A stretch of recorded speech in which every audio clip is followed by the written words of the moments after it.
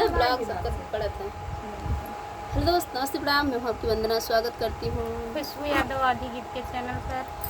आइए एक प्यारा सा छोटा सा गीत सुनिए और कजरी गीत है। कजरी गीत है। चैनल को सपोर्ट करिए, ढेर सारा प्यारा आशीर्वाद दीजिए।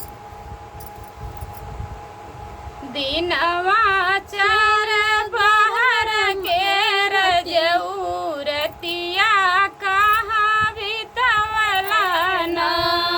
दिनवा चार पहर के रजऊरतिया कहाँ बितवला ना। तोहरी जैसन रनिया गोरी बिटिनिया, तोहरी जैसे रनिया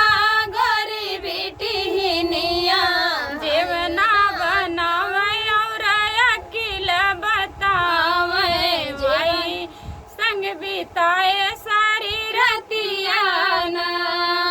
जेवना बनावे और अकिल बतावे, वही घर बिताए सारी रतिया ना। दिनवा चार पहर के हो रजऊरतिया कहाँ बिताया ना। दिनवा चार पहर के हो रजऊरतिया कहाँ बिताला ना। तोहरी जैसन रनिया गोरी बेटिनिया, तोहरी जैसे रनिया गोरी बेटिनिया। बिरवा सोचावे और अकिल बतावे, वही घर बिताए सारी रतिया ना। बिरवा कुचावे और अकिल बतावे, वही घर बिताए सारी रतिया ना। दिनवा चार पहर के हो रजऊ कहवा बिताया सारी रतिया ना।